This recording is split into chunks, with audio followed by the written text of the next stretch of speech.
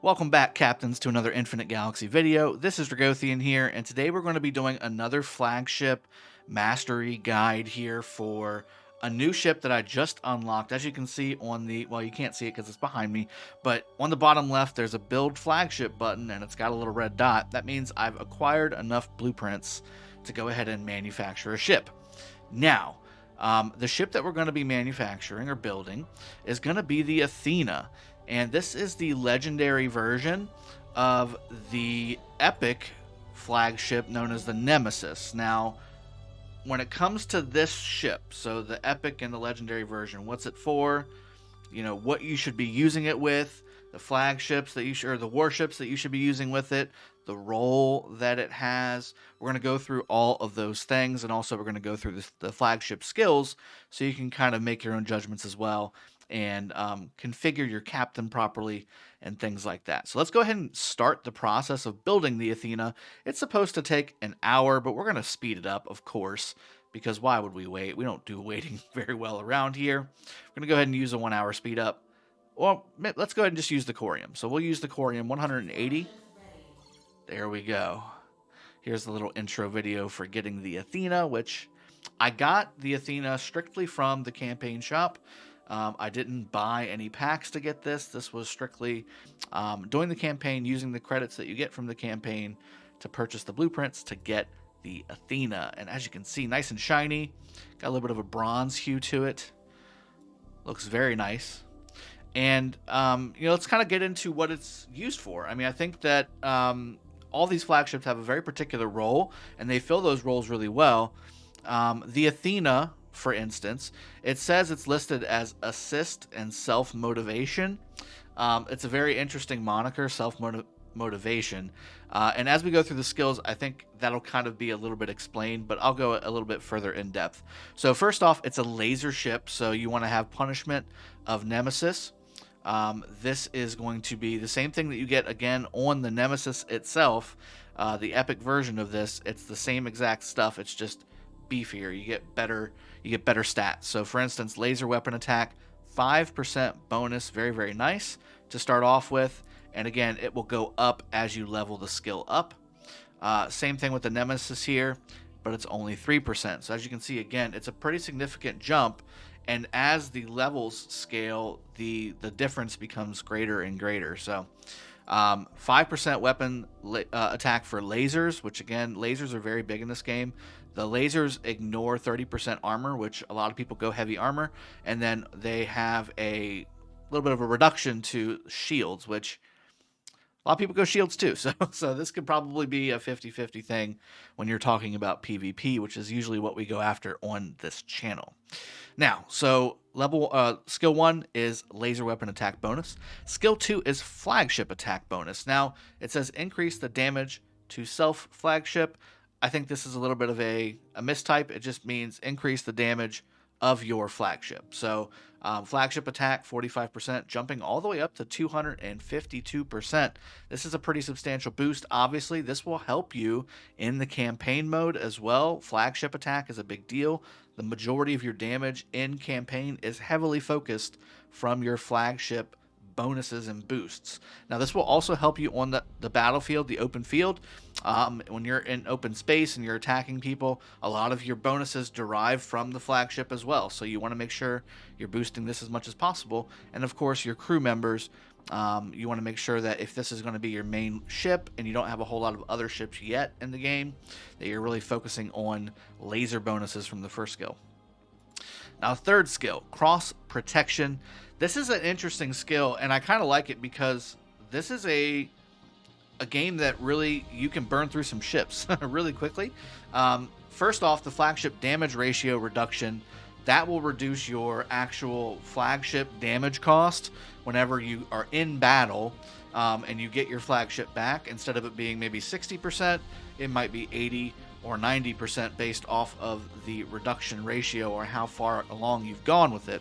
Now, the other part of this is you're looking at the ratio of battle losses converted to severely wounded. So instead of losing a ship and having to completely remanufacture that over, now it's severely wounded and you can actually repair it in your repair center. And this is a huge deal. Again, the longevity of a skill like this is a big deal. If you're fighting in the open field and it's an attrition game where you're just trying to wear down the alliance that you're trying to fight, this is a great ship to use because you're going to be able to keep more of your ships while they're losing more of their ships. They have to use resources, corium, um, time, right? Speed ups to remanufacture ships, whereas you are only having to worry about repairing, and you're adding ships on top of that by building them too. You're going to outlast your opponent with a skill like this. It's very nice. And again, as it levels up 30%, it's a big deal. If you're on pace to lose, if you're on pace to lose 3,000 ships, well, now you got 1,000 of those ships back. And again, that adds up over time to a very substantial amount.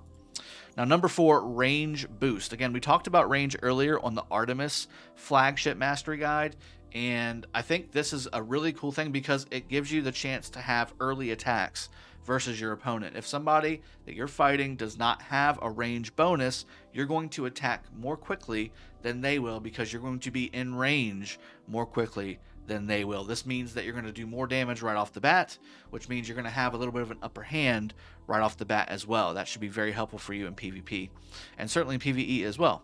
Now, the final skill is a battle skill, of course. This is a flagship and warship hit point bonus, which again, 63% is huge, especially considering it goes to both your flagship and all of your warships that you have. There is no designator for type of warship on this flagship, which means you can really kind of make this ship whatever you want it to be. Do you want to be a heavy destroyer flagship user where you want to have a little bit of middle class movement speed, decent damage, decent tankiness, but not necessarily a master of speed or a master of damage? Because the different types of warships do different things, right? Frigates, they're made for speed.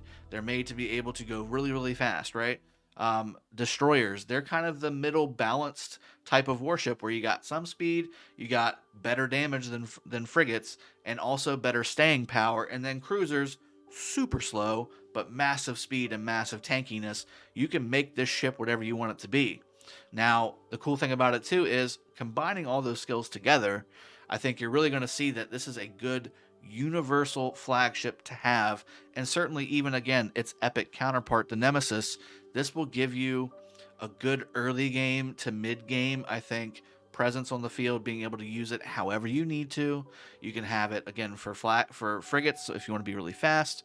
You can have a decent balanced damage and speed flagship fleet with destroyers, and then certainly as you go into cruisers, this can be a decently tanky flagship fleet. And again, you want to spec the gear slots out appropriately. There is no other bonus damages except for laser, so I would go heavy laser on your gear slots. So we've got, I don't think we have any laser stuff built yet, but there's different gear components that you can get to go ahead and add bonuses to different types of damage. So I've got kinetic and I've got missile. You can certainly make laser gear slots. I would definitely do that to take advantage of the first skill here, adding that 5% bonus on top of what you get from the gear. And then again, I like to go as much armor, and I like to balance armor and shields on my gear slots as well. So and HP as well. I like to just kind of have it all together. That way I'm covered against all the different types of damage bonuses that are out there. So I have shield, I've got HP, I've got armor, I've got a little bit of both shield and HP stuff with the deflection shields. I usually use those types of gears on ships like this, and certainly all my ships have something like that. All right, so let's talk about, again, what you should be using from a warship perspective. I've started actually building some destroyers because I wanted to have a destroyer balanced fleet as well. And with the unlocking of Athena, I'm going to start powering up a bunch of destroyers to have a destroyer with lasers, right? So we've got tier 7 destroyers. It's got lasers. That's what I've got unlocked right now, tier 7. Once I go to tier 8, it's obviously, I believe it's missiles, right? Yeah, so it alternates between lasers and missiles. So you want to make sure that you have the right tier, right? So I'm going to use tier 7. And then once I unlock tier 9, I will also use laser destroyers on the Athena. And that'll be really nice. I believe the cruiser also has a laser component. I might be mistaken. They do. So tier 10 cruisers is also laser based. And I think in the end game, when you're talking about using the Athena or again the Nemesis, which we'll do another mastery guide on, you want to have cruisers as kind of a just long range, especially considering your range bonus. You want to have all that damage pumping out, which I think the quicker you can pump all that damage out with those level 10, tier 10 cruisers, or again tier 8 cruisers, is another one. I may switch to cruisers as I unlock tier 8 for the Athena and then translate my tier 7 battleships or destroyers over to that as well. So I think that's the way to go. And again, you want to go into, let me go ahead and collect my repair stuff there. When you go into the crew, again, there's bonuses to laser damage weapons. So when you open these things up here, I'm not sure off the top of my head which ones exactly do it. But there's ones that increase destroyer damage and hit points and shields. There's ones that increase damage to lasers. Let me see. I think they're probably not ones that I have. Like total warship armor, those are all good. The generic ones like that, those are really good. Those are for frigates. I wouldn't use that for this ship. Ooh, this would be nice. So adding in a little more repair functionality, you could definitely do that as well. Let's see. That's kinetic weapon attack. Flagship armor and shield. You can get some more bonuses for what you already get with the flagship attack that you get from the skill on the Athena. Repair speed would also not be too bad. This is missile weapons. This is destroyers. Okay, so you could use Amelia Irving for destroyer attack and HP damages bonuses. This is a warship HP bonus universal. So those are all really good. I mean, you can use all those, and they would work really well for what you're trying to do. Just try and, again, I think before we get to the end game, it's going to be hard to do those things because you've got so many types of ships. You're just pumping out as many ships as you can. You're trying to get as many flagships unlocked as you can and try and figure out your role. But I think ultimately at the end game, you're really going to want to pick types of damage and types of warships that go along with types of flagships, and then use that to your advantage when you're assembling your crew. Obviously, you've got your captains as well, which you can assign those captains to the ships and provide more bonuses, things like that. In fact, we can even use the one that I think this was it. No, that's not it. Nope, that wasn't it either. It was her. Amelia Irving, adding damage to destroyers. I'm going to be using destroyers here, so we might as well, and I'll go ahead and use that just to show you what we do here. You'll get the extra 2% destroyer attack and destroyer HP right here in the slot. So that's the way I would do it. Add destroyer, add laser, add flagship damage, flagship anything, add anything to do with reducing the ratio of severely or losses to severely wounded, flagship damage ratio, stuff like that. So that's the way I would do it.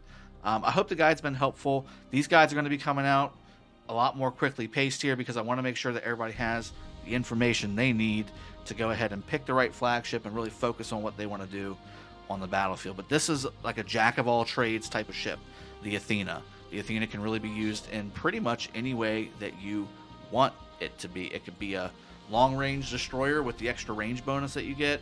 It could be a quick, speedy thing with the frigates, although I don't think there's any laser damages on the frigates, but you could use it that way if you want to. It just maybe not the best fit. And then destroyers, a good balanced flagship fleet that you can use on the battlefield. Hope you've enjoyed. I'll see you guys next time. Cheers. Have a good one. Take care.